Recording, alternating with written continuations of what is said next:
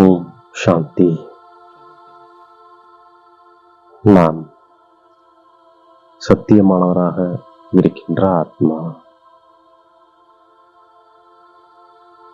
நாம் மாஸ்டர் திரிகாலதரிசி ஆத்மா. நாம் அனைவருக்கும் ஒத்துழைப்பு கொடுக்கின்ற ஆத்மா. அனைத்திலும் இனிமையான வார்த்தை பாபா என்பதாகும். நம்முடைய வாயிலிருந்து பாபா பாபா என்பது வெளிவந்தபடியே இருக்கின்றது. நாம் அனைவருக்கும் சிவ தந்தையின் அறிமுகத்தை கொடுத்தபடியே இருக்கின்றோம். சத்தியுகத்தில் மனிதர்கள் மட்டுமல்ல, எந்த விலங்குகளும் கூட நோய்வாய்ப்படுவதில்லை. ஏனென்றால் சங்கமயுகத்தில் தந்தை அனைத்து ஆத்மாக்களின் மற்றும் எல்லைக்கப்பாற்பட்ட சிருஷ்டிக்கு நோயின் பெயர் அடையாளம் கூட இல்லாத அளவுக்கு அறுவை சிகிச்சை செய்து விடுகின்றார். தந்தை அழிவற்ற அறுவை சிகிச்சையாளர் ஆவார். இப்போதுள்ள நோய்வாய்ப்பட்டுள்ள சிருஷ்டியின் சிகிச்சைக்கு பிறகு துக்கத்தின் பெயர் அடையாளம் கூட இருக்காது. இங்குள்ள துக்கங்களிலிருந்து தப்பிப்பதற்காக மிக மிக தைரியசாலியாக ஆகின்றோம்.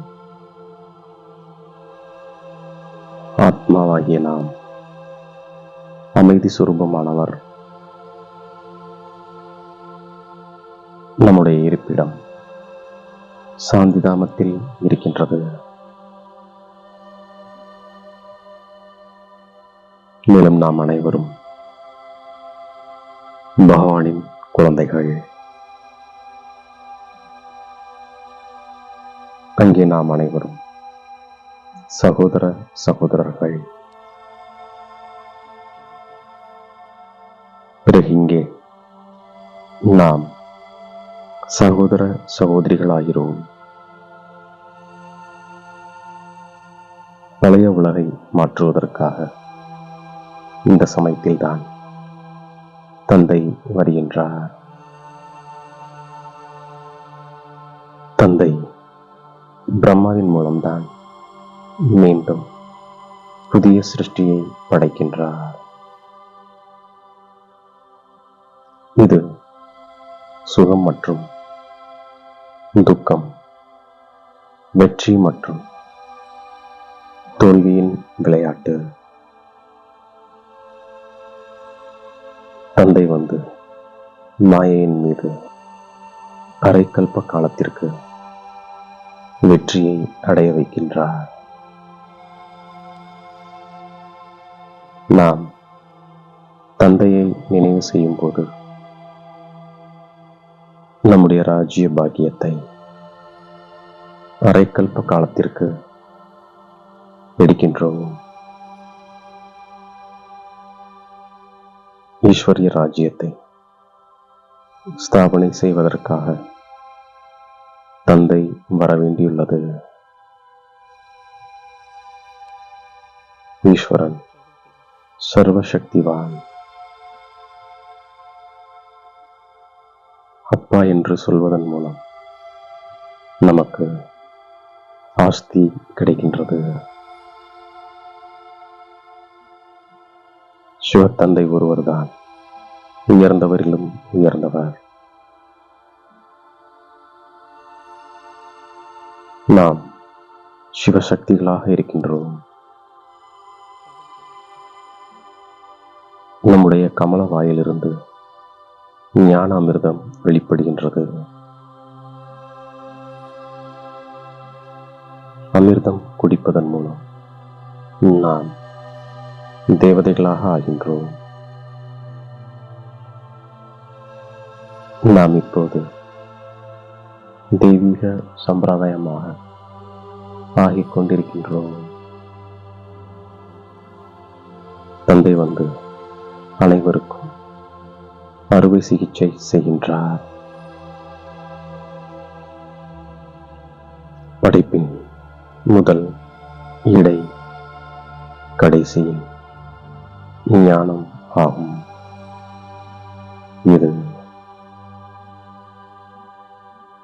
நாம் இப்போதும் சத்தியத்தை உரைக்கின்றோம். சத்தியமானவராக உள்ள தந்தைதான் ஆத்மாக்களாகிய நம்முடன் வருகின்றார். இப்போது சத்தியமானவருடன் ஆத்மாக்களாகிய நம்முடைய தொடர்பு இருக்கும் பொழுது உடன் செல்கின்றோம். தந்தை ஆத்மாக்களாகிய நம்மை ஒரே ஒரு முறை தூய்மையாக்கி உடன் அழைத்து செல்கின்றார்.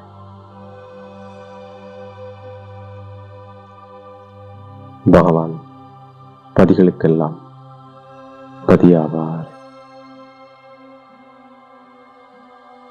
நாம் அனைவரும் மணமகள்.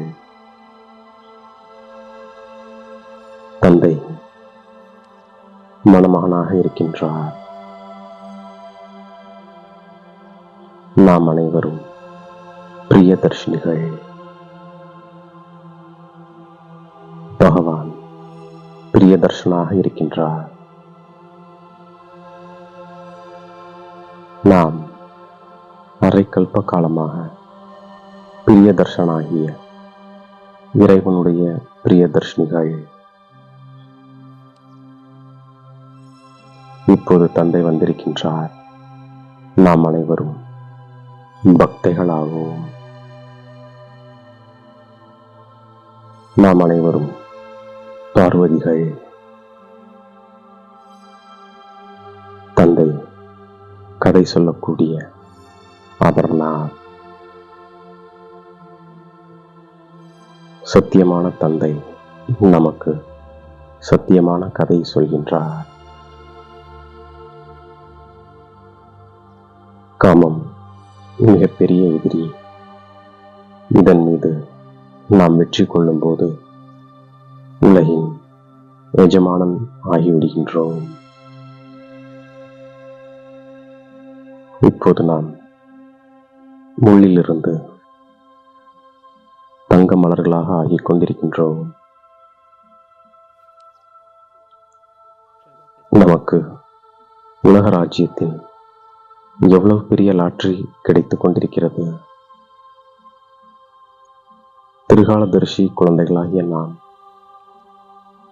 நினைவின் சக்தி மூலமாக மற்றவர்களுடைய உயர்ந்த புருஷார்த்தத்தை அறிய முடிகின்றது. நாம் தெய்வீக புத்தி உடையவராக ஆகும்போது, நினைவின் தூய எண்ணத்தில் நிலைத்திருக்கும் போது திரிகாலதரிசியாக ஆகக்கூடிய வரம் நமக்கு கிடைக்கின்றது. மற்றும் புது புது திட்டங்கள் நடைமுறைக்கு கொண்டு வர தானாகவே வெளிப்படுகின்றது. சத்தியமானவருடன் திரும்பி செல்வதற்காக சத்தியமானவராக நாம் இருக்கின்றோம். நாம் பிரம்மா பாபாவின் குழந்தைகள். ஒருவருக்கொருவர் சகோதர சகோதரிகள். நினைவினுடைய சக்தி மூலமாக மற்றவர்களின் உயர்ந்த புருஷார்த்தத்தின் விதியை அறிந்து கொள்ளக்கூடிய மாஸ்டர் திரிகாலதரிசி ஆத்மா நாம்.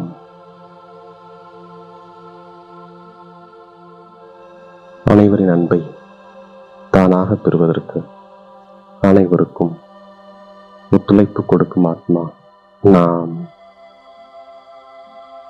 நம்மை தேடி கண்டெடுத்த இனிமேலும் இனிமையான தாயும் தந்தையுமாகி பாப்தாதாவிற்கு கோடான கோடி நமஸ்காரங்கள்.